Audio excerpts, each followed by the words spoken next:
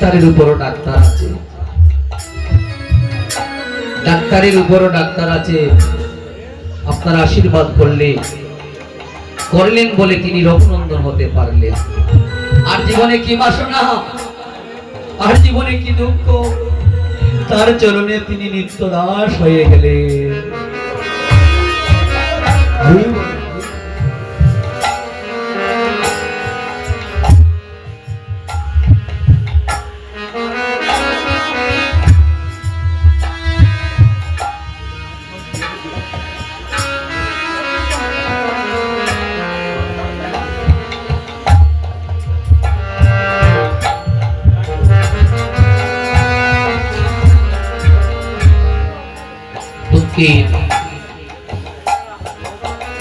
আমরা তাকে ভালোবাসি যে আমার আমি ভগবানের অপাকৃত লীলায় তার এত করুণা। শাস্ত্র বলছে কোন সত্য যুগের পাপী, ত্রেতা যুগের পাপী, দাপর যুগের পাপী সেবা সঙ্গনে বসে যদি একটি মিনিট নয়ন জলে প্রার্থনা করে, সে তো জনম জন্মান্তরের অপরাধ তার মার্জন হয়ে যায়।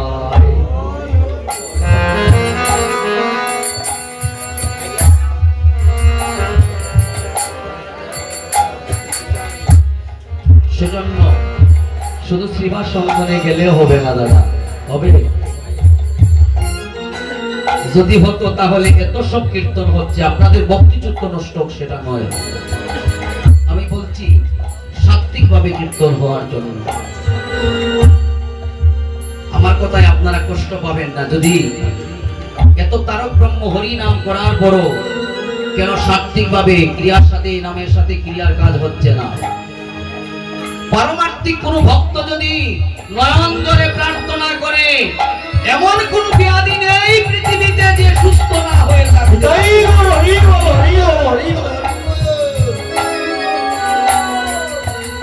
যতই বড় ব্যাধি হয় না কেন, সেটা তো তারই দেওয়া।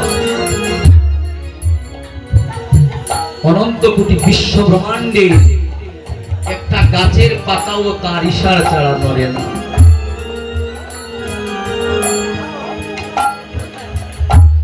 এই যে যারা কীর্তনে আসেন, কীর্তনে যান,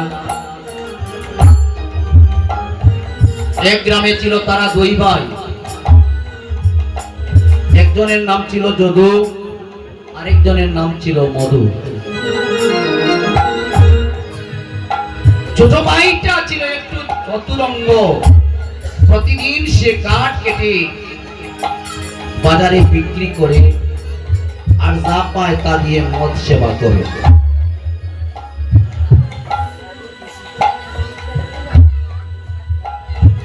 ছোট ভাই হঠাৎ করে জানতে পারলো এক গ্রামে একটা কীর্তন হচ্ছে।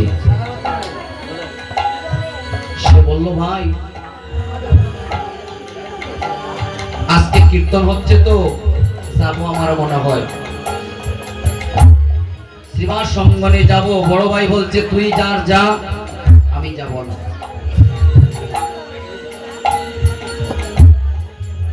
ছোট ভাইটা চলে গেল সেবা সঙ্গনে, বড় ভাইটা চলে গেল মদের বাটায়।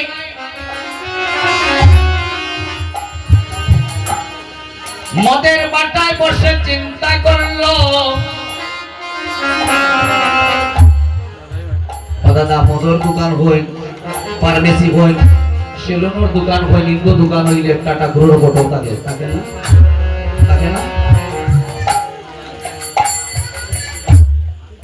বড় ভাইটা যখন মদের গ্লাসটা হাতে নিয়েছে, লক্ষ্য পড়েছে ঠাকুর ঘরের ছবির দিকে।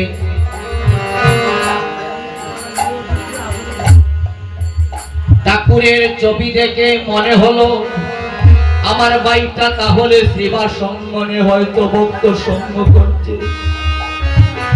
আমার জীবনে তো এমন সুযোগ হলো না।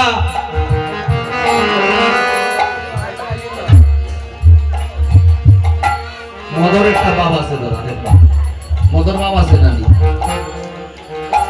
মদর ভাবে নিশাগ্রস্ত হয়ে বলছে, কেঁদে দিয়ে বলছে, হে গোবিন্দ, আমি তো পাপাচারী হয়ে গেলাম। আমার ভাইটা কীর্তনে বসে এ কন্যা হয়ে ভক্ত সঙ্গ করে না জানি দেহ উদ্ধার করে দিয়েছে।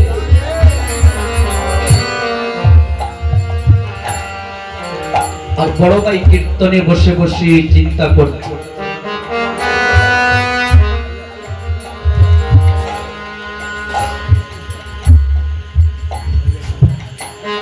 চিন্তা করছি।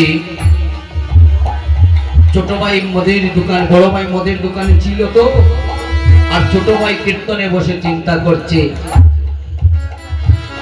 বক্ত আছেন দেখলাম কীর্তন বইয়া হয়, এই কীর্তনই আইবা কোন সময় কন্যানি কন্যান রাধে তার কোন সময় শেষ হইব, তেল নামন না ওখানে কন্যানি রকম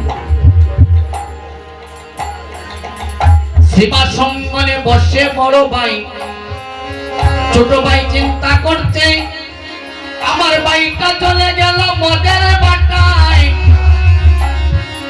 সে তো না জানি বাবে বেবুর হয়ে আছে। এত কন্যা হয়েছে যে কত রাজা হয়ে গেল, আমার সেবা সঙ্গনে আশাটাই ক্রেতা হয়ে গেল। দিন যায়, মাস যায়, বছর যায়, ছোট ভাইও বৃদ্ধ হলো, বড় ভাইও বৃদ্ধ হলো, দুইজনই মারা গেলেন। মারা যাওয়ার পর চলে আসলো বন্ধু। ধর্মরাজ বিচার করে দেখলেন, ছোট ভাই যিনি গিয়েছিলেন কীর্তনে সেবা সঙ্গনে, তার হয়ে গেল নরককুণ্ডে বাস। মায়েরা লক্ষ্য রাখুন, এই যে কীর্তন গাইতে আসি, একদিন আমারও হিসাব আছে, আমারও একটা দায়িত্ব আছে, 3 গোটার দায়িত্ব পেলাম, কি করলাম?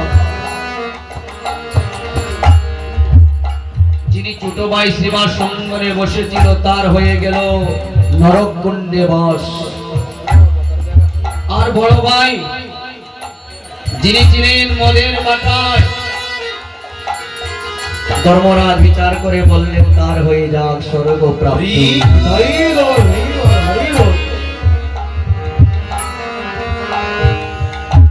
কথাটি মেনে নিলেন না দেবর্ষি নারদ। নারদ বললেন, হে গোবিন্দ, যে গিয়েছিল সেবা সঙ্গনে, তার হয়ে গেল নরককুণ্ডে বাস, আর যার ছিল মদের বাটায়, তার স্বর্গ প্রাপ্তি। তোমার নামের মহিমা বুঝতে পারি না। বুঝতে চাও? বুঝতে চাও নামের মাহাত্ম্য? প্রভু, নামের মাহাত্ম্য বুঝতে গেলে আমার দ্বারা হবে না। নারদের পিতার নাম কি? রাধে রাধে। কীর্তন গান আপনারা শুনুন। নারদের বাবার নাম হচ্ছে ব্রহ্মা। তুমি তোমার বাবার কাছে চলে যাও। ব্রহ্মা বললেন, অপুত্র, তুমি বড় আদরের দল আমার, কিন্তু যেই প্রশ্নের জন্য এসেছ, আমার তো 3টা বদন। এই 3 বদনের নামের মাহাত্ম্য বর্ণনা করতে যদি কম হয়ে যায়,